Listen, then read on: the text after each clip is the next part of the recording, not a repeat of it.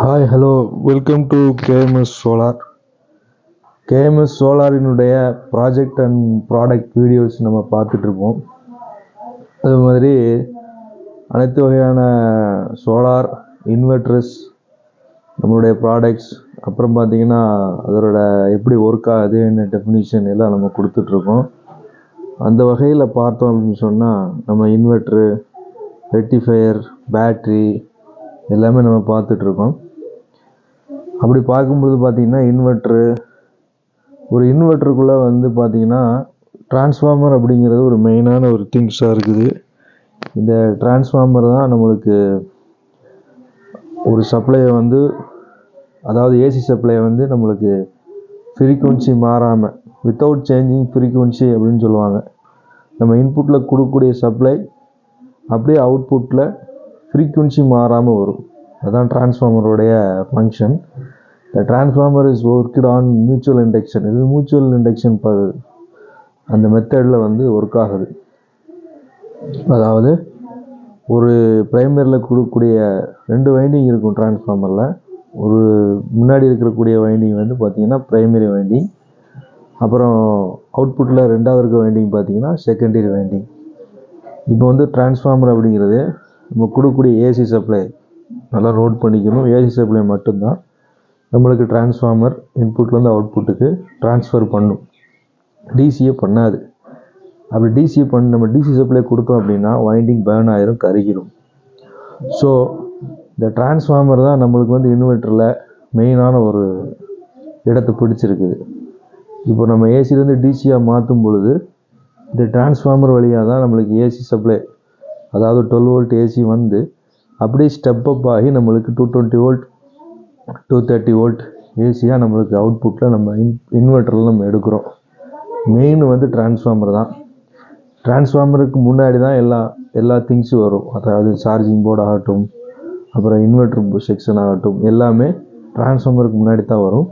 இந்த 12 வோல்ட் ஏசியாக மாற்றுறதுக்கு தான் அந்த மற்ற இன்வெர்ட்டர்ஸ் போர்டெலாம் இருக்கும். உங்களுக்கு நம்ம கொடுக்கக்கூடிய 12 வோல்ட் டிசி அப்படி 12 வோல்ட் ஏசியாக மாறி அப்படியே அந்த 12 வோல்ட் ஏசி வந்து பார்த்திங்க அப்படின்னா உங்களுக்கு டிரான்ஸ்ஃபார்மர் வழியாக ஸ்டெப் அப் ஆகி இன்வெர்ட்டர் 230 வோல்ட் நம்மளுக்கு கிடைக்கிது. இப்போ இந்த டிரான்ஸ்ஃபார்மரில் பார்த்திங்க அப்படின்னா 2 டைப்ஸ் இருக்குது. அதில் வந்து step down, step up, step down 2 transformer இருக்குது. அதாவது இது பார்க்குறீங்க இந்த டிராயிங், இதில் பார்த்திங்க அப்படின்னா இது வந்து ப்ரைமரி வைண்டிங் சைடு, இது வந்து செகண்டரி வைண்டிங் சைடு. இப்போ நம்ம அந்த செகண்டரி வைண்டிங் சைடில் நம்மளுக்கு வந்து வைண்டிங்ஸ் கம்மியாக இருந்துச்சு அப்படின்னா இது வந்து ஸ்டெப் டவுன் டிரான்ஸ்ஃபார்மர். அதே மெத்தடில் உங்களுக்கு செகண்டரி வைண்டிங்கில் வைண்டிங்ஸ் அதிகமாக இருந்துச்சு அப்படின்னா இது ஸ்டெப் அப் டிரான்ஸ்ஃபார்மர். இந்த ஸ்டெப் டவுன் நம்ம எங்கே யூஸ் பண்ணுறோம், ஸ்டெப் அப் எங்கே யூஸ் பண்ணுறோம் அப்படிங்கிறது நம்ம யூஸ் பண்ணக்கூடிய அப்ளையன்ஸை பொறுத்து இருக்குது. மேக்ஸிமம் இன்வெர்ட்டரில் இந்த ஸ்டெப் அப் டிரான்ஸ்ஃபார்மர் தான் யூஸ் பண்ணியிருப்பாங்க. ஏன்னா நம்ம அந்த ஸ்டெப் அப் டிரான்ஸ்ஃபார்மருக்கு இங்கே வந்து நம்ம 12 வோல்ட் ஏசி இங்கே வரும்பொழுது நம்மளுக்கு அவுட்புட்டில் நம்மளுக்கு 230 வோல்ட் வேணும். அப்போ 230 வோல்ட் எடுக்கிற மாதிரி இங்கே அவங்க அரேஞ்ச்மெண்ட் பண்ணியிருப்பாங்க. இந்த டிரான்ஸ்ஃபார்மர் தான் ஒரு இன்வெர்ட்டருக்குள்ளே மெயினான ஒரு இடத்த பிடிச்சிருக்குது. இந்த டிரான்ஸ்ஃபார்மர்லாம் நம்மளுக்கு ஏசி அவுட்புட் நம்மளுக்கு கிடைக்கிது. இந்த டிரான்ஸ்ஃபார்மரில் கோர், வைண்டிங், அப்புறம் பாபின் அப்படின்னு நிறையா திங்ஸ்லாம் இருக்குது. இதை நம்ம ப்ராக்டிக்கலாக நம்ம ஒரு டிரான்ஸ்ஃபார்மரை நம்ம அடுத்த கிளாஸில் பார்க்கலாம். எங்கே எனக்கு தேவை, இப்போ எனக்கு 220 வோல்ட் தேவை, 230 வோல்ட் ஏசியை நான் 12 வோல்ட் ஏசியாக நான் மாற்றணும் அப்படிங்கும்போது நம்ம அந்த இடத்துல ஸ்டெப் டவுன் பண்ணிக்கலாம். எனக்கு 12 வோல்ட் ஏசி அப்படியே எனக்கு 230 வோல்ட்டாக மாறணும் அப்படிங்கிற இடத்துல நம்ம ஸ்டெப் அப் பண்ணிக்கலாம். நம்மளுக்கு எங்கே ஏசி வோல்டேஜ் ஸ்டெப் டவுன் பண்ணணும், எங்கே ஸ்டெப் அப் பண்ணணும் அப்படிங்கிறத நம்மளுக்கு தெரிஞ்சிருக்கணும். அப்போ தான் நம்ம கரெக்டான டிரான்ஸ்ஃபார்மர் அந்த இடத்துல போட முடியும். அதே மாதிரி காப்பர் டிரான்ஸ்ஃபார்மர் இருக்குது, அலுமினியம் டிரான்ஸ்ஃபார்மர் இருக்குது. நம்ம யூஸ் பண்ணக்கூடிய இன்வெர்ட்டர்ஸ் வந்து அது எந்த மாதிரியான டிரான்ஸ்ஃபார்மர் யூஸ் பண்ணியிருக்காங்க அப்படிங்கிறத நம்ம தெரிஞ்சுக்கிறது அவசியமாக ஒன்றாக இருக்குது. இதுக்கு பார்த்திங்கன்னா வைண்டிங்ஸ் இருக்கும். வைண்டிங் காப்பர் யூஸ் பண்ணியிருப்பாங்க, இந்த காப்பர் காயிலேருந்து எவ்வளோ டென்சிட்டியில் போடுறாங்க என்ன ஏது அப்படிங்கிறத நம்ம டீட்டெயிலாக தெரிஞ்சு ஒரு இன்வெர்ட்டர் வாங்கும் பொழுது அந்த இன்வெர்ட்டர் பார்த்தீங்க அப்படின்னா உங்களுக்கு லைஃப் லாங் வரக்கூடிய வாய்ப்பு இருக்குது.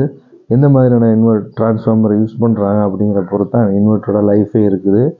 ஏன்னா மொத்த இன்வெர்ட்டர்ஸில் ஒரு மெயினான ஒரு திங்ஸாக இருக்கக்கூடியது இந்த டிரான்ஸ்ஃபார்மர் அப்படிங்கிறது தான். இது நம்ம இன்வெர்ட்டர் சைடு மட்டும் இல்லை, நம்ம எல்லா ப்ராஜெக்ட்டுக்கும் நம்ம இந்த மாதிரி இப்போ டிரான்ஸ்ஃபார்மர் யூஸ் பண்ணுவாங்க. இந்த டிரான்ஸ்ஃபார்மர் எந்த இடத்துல போடணும், நம்ம ப்ராஜெக்ட் ஆகட்டும், ஸ்கூல் லெவலில் ப்ராஜெக்ட் பண்ணுறாங்க, காலேஜ் லெவலில் ப்ராஜெக்ட் பண்ணுறாங்க, மற்ற ஏதாவது ஒரு ப்ராஜெக்ட் பண்ணுறாங்க அப்படிங்கும்போது இந்த டிரான்ஸ்ஃபார்மர் நம்ம எந்த இடத்துல போடணும் அப்படிங்கிறத நம்ம தெரிஞ்சிருக்கணும். அதோட எந்த இடத்துல போட்டால் என்ன யூஸ் ஆகும் அப்படிங்கிறதையும் நம்ம டீட்டெயிலாக தெரிஞ்சுக்கணும். தெரிஞ்சால் மட்டும்தான் நம்ம அந்த டிரான்ஸ்ஃபார்மரை கரெக்டான இடத்துல ப்ளேஸ் பண்ணி நம்மளுக்கு தேவையான அவுட்புட்டை நம்ம எடுக்க முடியும். ஓகே ஃப்ரெண்ட்ஸ், இது போன்ற உங்களுக்கு எஜுகேஷன் வீடியோஸ் வேணும் அப்படின்னா நம்மளுடைய சேனல் லைக் பண்ணுங்கள், சப்ஸ்கிரைப் பண்ணுங்கள். உங்களுக்கு இந்த மாதிரியான அதிகமான வீடியோஸ் நாங்கள் அப்லோட் பண்ணுறோம். ஏதாவது டவுட் இருந்தாலும் நம்மளுடைய நம்பரை கூப்பிட்டு கேளுங்க. ப்ராஜெக்ட் டவுட் ஆகட்டும், சோலார் டவுட் ஆகட்டும், எந்த டவுட்டாக இருந்தாலும் நம்ம நம்பரை கூப்பிட்டு கேளுங்க, சப்போர்ட் பண்ணுங்கள். Thank you friends.